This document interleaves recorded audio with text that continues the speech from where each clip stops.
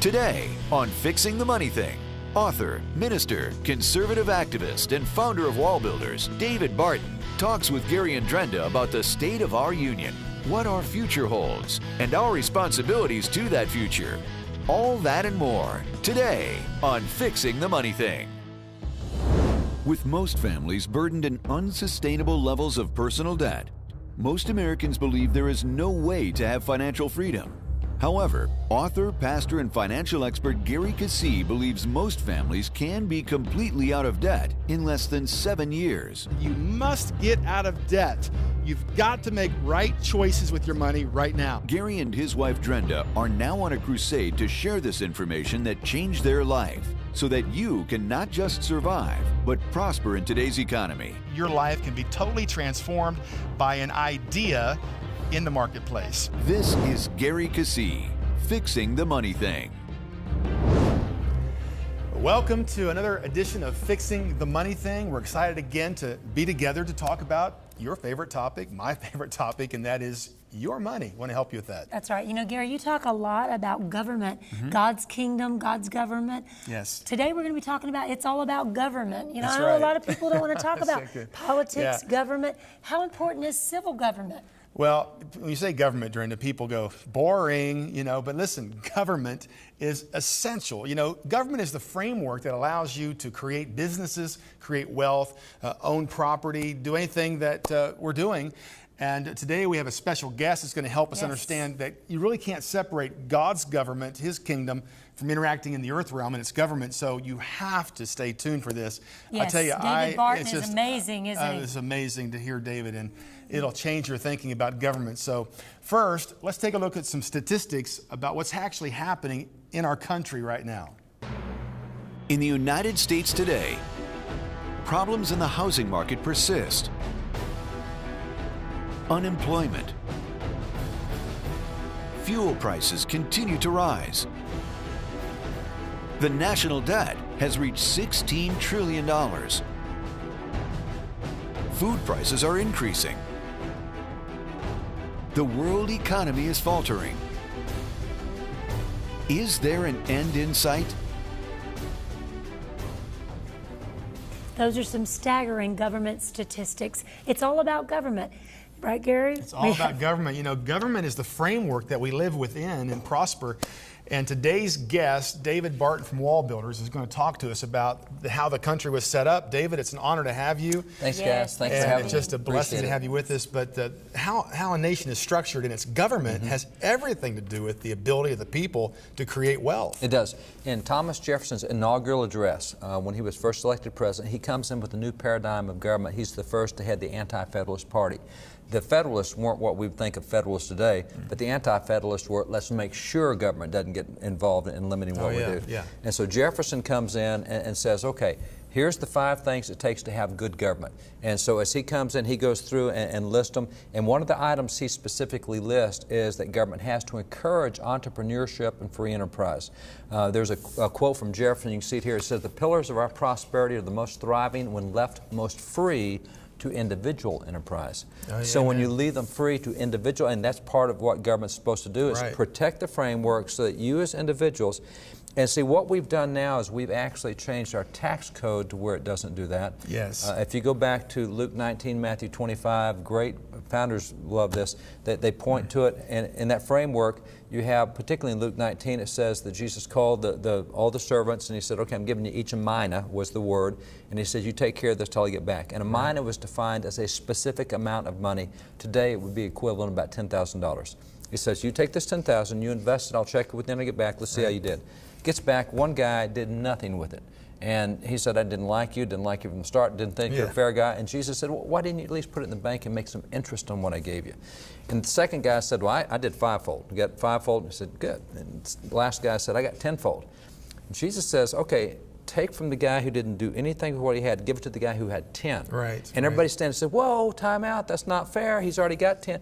Jesus says, to him who has will more be given, to him who has not will be taken away even that which he has. Yes. Jesus' position is, if you can turn a profit, we're going to reward you for turning a profit. If you're non-productive, we're not going to reward you. Now, what we do with our tax code today, we say the more profit you turn, the more we're going to penalize you. The less productive you are, the more we're going to give you.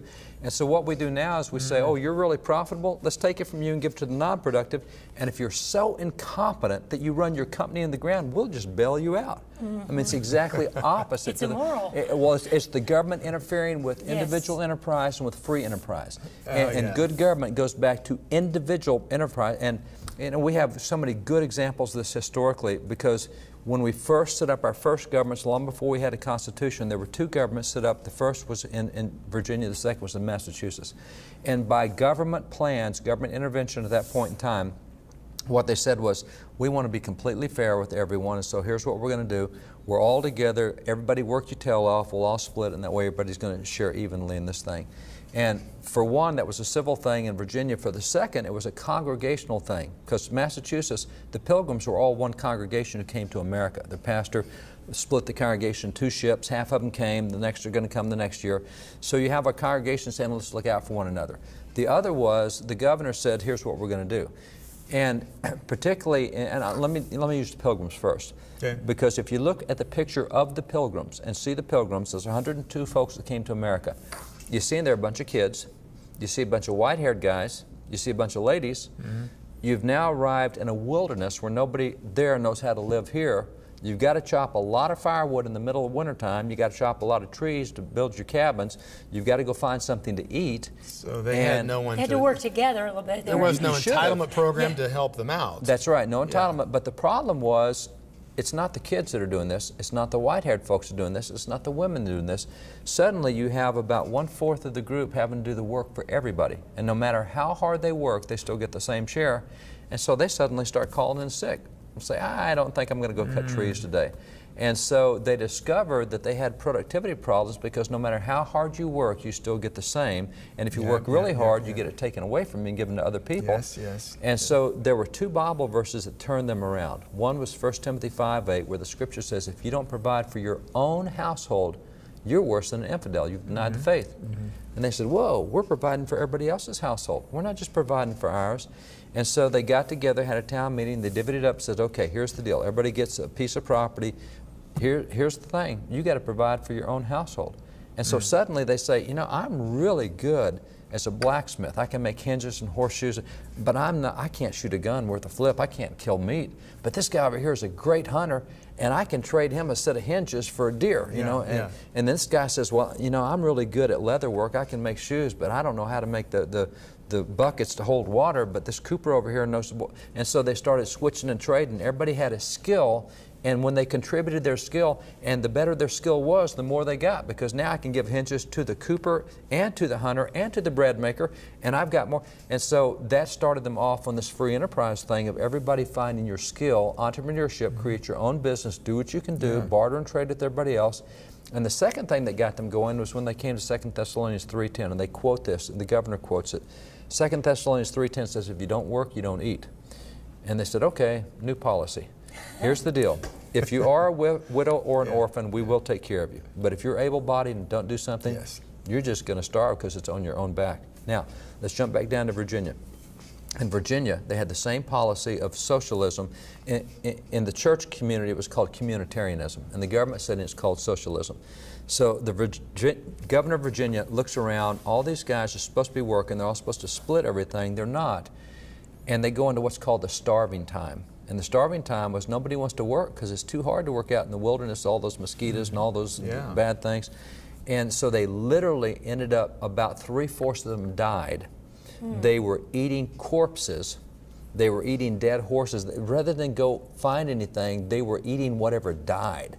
And it's just abominable what happened in Virginia in that starving time. And so the governor found that Bible verse. He said, oh, you don't work, you don't eat. Here's the new policy. And the first governor, bless his heart, he actually had to take a whip and beat the guys to go work because they would rather starve and die than go work. And so that sounds familiar, unfortunately. Well, after he got them working, they became a very productive colony.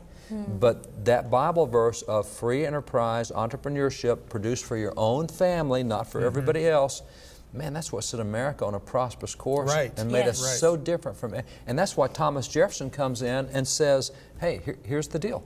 He says, when you're left free to individual enterprise, that's when we prosper. And that's what government's supposed to do, is let you as an individual prosper, or, by the way, let you as an individual fail. I mean, if you fail, every individual is accountable for his own behavior. And when government does that, it can prosper, and it can prosper very well. But that's been a problem we've had, is governments wanted to take over and micromanage and make sure everything's fair. And, you know, I taught my kids from early on, fair is not a word that any Christian is ever allowed to use. That is not a biblical term. What happened to Joseph wasn't fair. What happened to Jesus wasn't fair. What happened to Job wasn't fair. That wasn't the issue. It's what do you do with what you got? We've been bought with a price. Our life is in our own anyway. Exactly right. So it belongs to God. That's right. That's interesting. Of course, that's how it works. You know, I'm a businessman as well, and of course, that's what makes you get up every day. It's like I have the potential to create my own future, and it's unlimited. That's right. And But I also can the enjoy fact that we had needs. We had, you had things to provide for our family. You have to get it done. No one else is going to be there. You know. And we were in sales, and so if we didn't get it do done, it. we didn't make any money. So we starved. What you have just said is amazing, and but we're not there. I mean, we have gone down the road. Well, let me show you where, if we got time, let me show you kind of where we're headed and what I think is coming. If you take the end of World War II, there is a little peninsula over toward Japan that was the central part of the end of World War II, called the Korean Peninsula. And all the people who lived on there had the same language, the same heritage, the same tradition, the same everything. But at the treaty at the end of World War II, we divided it with an artificial line and said, okay, here's North Korea and here's South Korea. So we made this artificial line. And the people, that artificial line is artificial. The people still speak the same languages, the same heritage, same tradition, same everything, exactly the same. But now we have a government difference between the two. In the South, you have a free government. In the North, you have a controlled government. Now, I do history and government standards for public schools all over the nation, for states all over the nation. In economics, we teach what's called a free market economy versus a controlled economy. And a controlled economy is where the government controls or regulates what happens. A free market economy, by definition, means one free from government control. So you have one, and in South Korea, you have a free market economy. It's not controlled by government. They compete.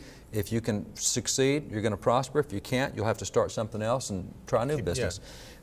In the North, it is a controlled economy. Now, and again, people are all the same. They all speak the same language, same geography, same weather, same climate, same everything.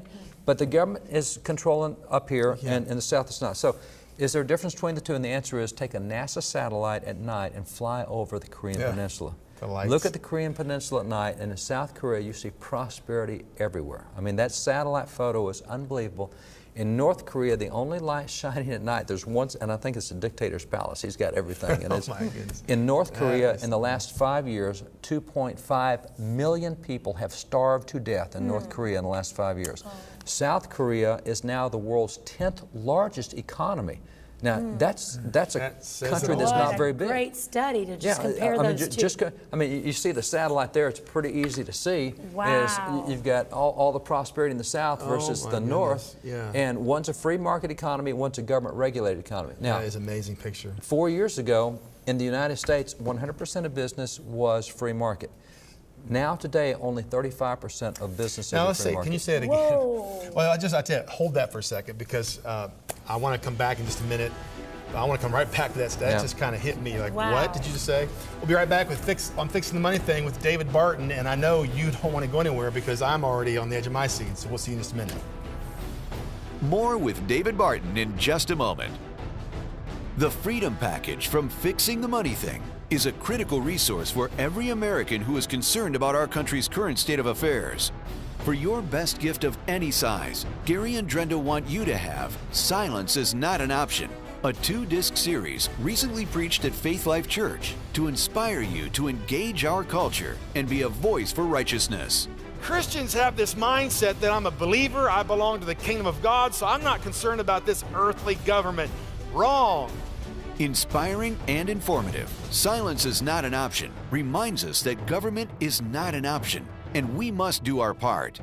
Call, write, or visit GaryKeesee.com and we'll get this must-have resource to you for any size gift to support Faith Life Ministries today.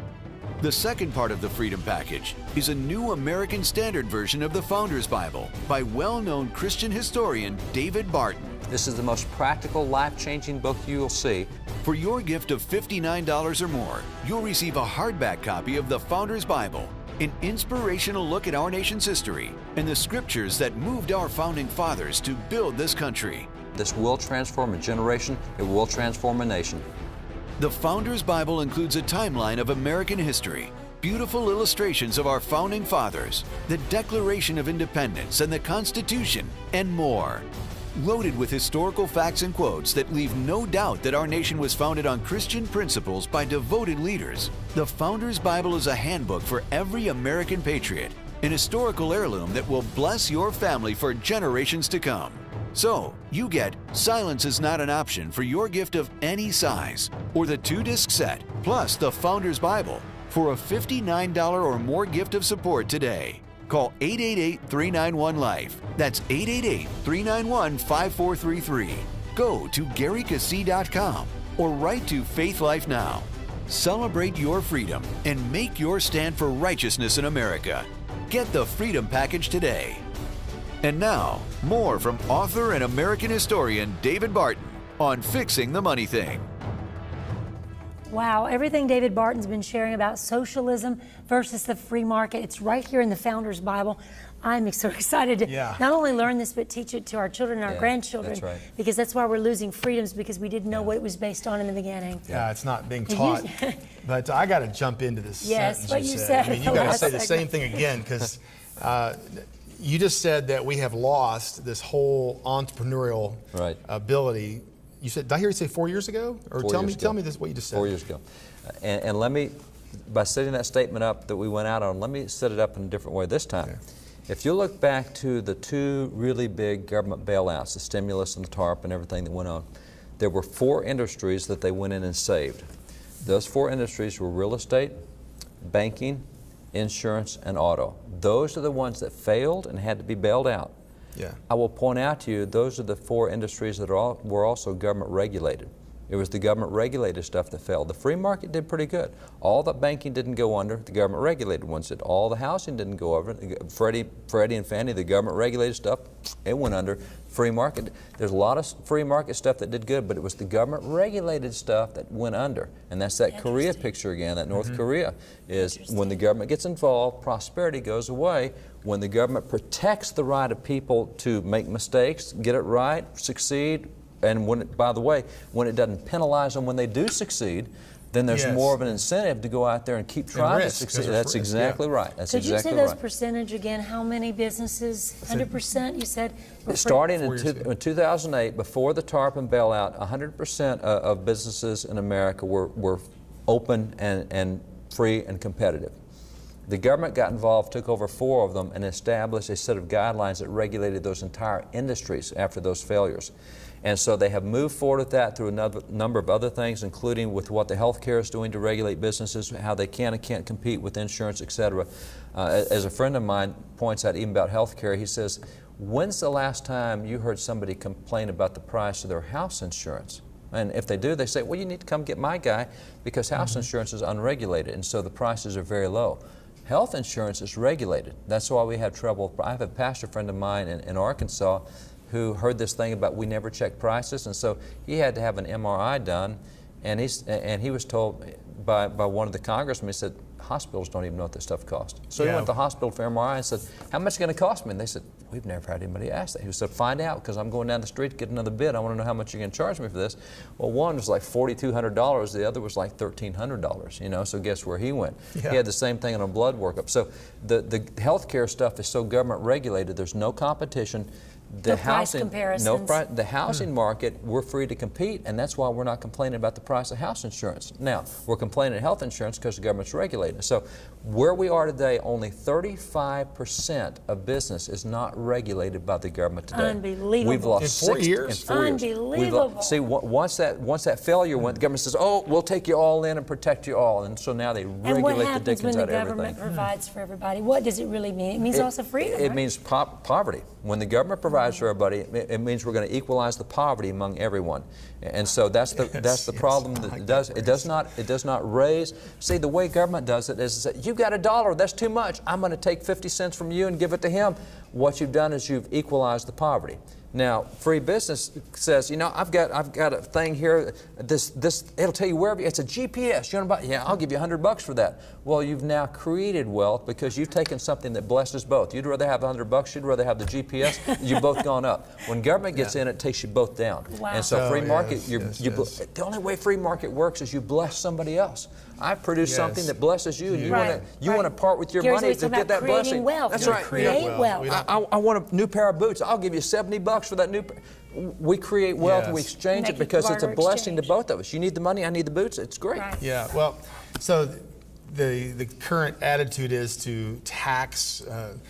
You've had success, now just raise taxes on those people. We're going to punish the successful. Yeah. And they're the ones that are creating the jobs, or have the ability to create them. 80% of all jobs are created by small business people, 25 employees or less.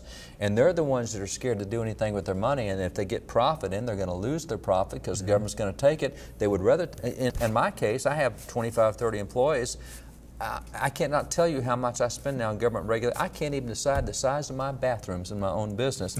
I can't even decide which of my employees can be salary or not. The government has to tell me which of my employees are salary. It's unbelievable. I can't even run my own business. Yes. So where's it going to take us? Yeah, I was going to ask the same thing. It doesn't stop, does it? I mean, where's it? Once government starts taking control, it does not stop unless people say, we're going to stop it for you. Yes. Because in this system, the government belongs to the people. The only title in the Constitution is we the people. So all we have to do is, and you know, particularly what we have in America, particularly with faith people, is we have less than 40% of faith people aren't even registered to vote, and of the 60% that are, only half of them vote in an election. So we're talking 2 out of 3 faith-based people do nothing in an election, and we complain about the economy. Well, you want to fix the economy, get involved and choose leaders that'll do exactly what Jefferson said, and that is leave you free for individual enterprise. The government will provide a blanket where you can fail or you can succeed, but it's not going to regulate what you do. It's your choice to do. It's your choice. Right or wrong. You choose it. Yeah. And I'll tell you, you do that with city council, you do that with state legislators, you do that with governor, you do that with president. You know, city councils will come and try to regulate everything. Yes. You can't do it. It's back to your statement. The pillars of our prosperity are the most thriving when left most free. That's it. Left most free. So you're on a crusade, thank God, to help people understand how life's supposed to be lived. It's what God did. He sent the Israelites to a land, and I set before you this potential. You know, He gave them an inheritance, a piece of land, and they then began to feed themselves and had the potential to create wealth. Yeah. And I always say the poverty mindset looks for wealth. I mean, you know, can you help me? It always looks outside of the person. Doesn't want to create it, wants to take somebody else's. Yeah, not of themselves. They're just trying to find what they can find, and they Christians do the same thing. God, can you help me? Yeah. Not realizing He's empowered them to create wealth. That's right. And so that's amazing. So in the last minute or two we have left, about a minute left, what would you tell our viewers? Like, we don't want to leave them here with no hope. What would you tell them to do? I want to show you a quote from Ben Franklin. Okay. And the quote from Ben Franklin is very simple. Ben Franklin said this. He says, a free market is the means under God of establishing the freedom of our country entire and handing it down complete to posterity. You got to understand that economics, good economics, comes from God. If you don't get that stuff right first, you'll never get government right. That's right. So, and that's why, you know, the Founders Bible, founders talk about how that a capital gains tax is a bad tax. Minimum wage is not a good, because that's all in the Bible. We've gotten so far away from the Bible, we no longer recognize the economic principles in the Bible. And the more secular the nation becomes, the worse our economy becomes. Yes. If you want to keep the economy good, get God-fearing people in there who will honor God's principles and word, who will reward those who make a profit, who won't punish those that make a profit. Well, David, it has been an honor to have you. My pleasure. Hear you all day. Thanks, guys. Yes, thank you. And I want to recommend that you get this Bible, and it has all this information in here. So we want you to get this, and I'm sure it'll bless your life. Thanks for joining us on Fixing the Money Thing, and then go to GaryKeesee.com. We'll look forward to seeing you next time right here on Fixing the Money Thing. Fixing the Money Thing is brought to you by the Ford Financial Group and Lindsay Honda and Acura of Columbus. The Freedom Package from Fixing the Money Thing is a critical resource for every American who is concerned about our country's current state of affairs. For your best gift of any size, Gary and Drenda want you to have Silence is Not an Option, a 2-disc series recently preached at Faith Life Church to inspire you to engage our culture and be a voice for righteousness. Christians have this mindset that I'm a believer, I belong to the kingdom of God, so I'm not concerned about this earthly government. Wrong. Inspiring and informative, Silence is Not an Option reminds us that government is not an option and we must do our part. Call, write, or visit GaryKeesee.com and we'll get this must-have resource to you for any size gift to support Faith Life Ministries today. The second part of the Freedom Package is a new American Standard version of the Founders Bible by well-known Christian historian David Barton. This is the most practical, life-changing book you'll see. For your gift of $59 or more, you'll receive a hardback copy of the Founders Bible, an inspirational look at our nation's history and the scriptures that moved our founding fathers to build this country. This will transform a generation. It will transform a nation. The Founders Bible includes a timeline of American history, beautiful illustrations of our founding fathers, the Declaration of Independence and the Constitution, and more. Loaded with historical facts and quotes that leave no doubt that our nation was founded on Christian principles by devoted leaders, the Founders Bible is a handbook for every American patriot, an historical heirloom that will bless your family for generations to come. So, you get Silence is Not an Option for your gift of any size, or the 2-disc set, plus the Founders Bible, for a $59 or more gift of support today. Call 888-391-LIFE. That's 888-391-5433. Go to GaryKeesee.com or write to Faith Life Now. Celebrate your freedom and make your stand for righteousness in America. Get the Freedom Package today. When you need God's help, prayer is always the answer. Pastor Gary understands and wants to help. That's why he has caring friends standing by, ready to pray with you. No matter what you're facing, there is hope. Call and let's agree together. Caring prayer partners are available faithfully Monday through Friday from 9 to 6:30. You can also leave your prayer request at GaryKeesee.com. Just click and know someone will be agreeing with you in prayer for your need to be met. Call or log on today. Want to know more? Read and comment on Gary's blog. Partner with Faith Life Now. Find out where Gary and Drenda are speaking. Send us your prayer requests. Order more life-changing resources. Find out what's happening at the Now Center. Invite Gary to speak at your church or event. Watch archived Fixing the Money Thing episodes. All these things and more are waiting for you at GaryKeesee.com. New to Fixing the Money Thing? Want more backstory? Why are Gary and Drenda so passionate about sharing what they've learned? Call or visit GaryKeesee.com and receive a free gift today. On the first CD from the Now Revolution 2.0, Gary shares his family story and part of the foundational teaching that got them out of debt and into the prosperity God wants us all to enjoy. Pastor Gary wants to help you learn how to fix your money thing. So call 888-391-LIFE or go to GaryKeesee.com and request your free CD today. Come experience Faith Life Church for yourself and become part of a close-knit gathering of people who want something more. Located on the east side of Columbus, just 10 minutes from Easton off of 161. Come home and experience new life at Faith Life Church. To invite Gary to speak at your service or event, contact him at GaryKeesee.com. Fixing the Money Thing is part of the worldwide outreach of Faith Life Now.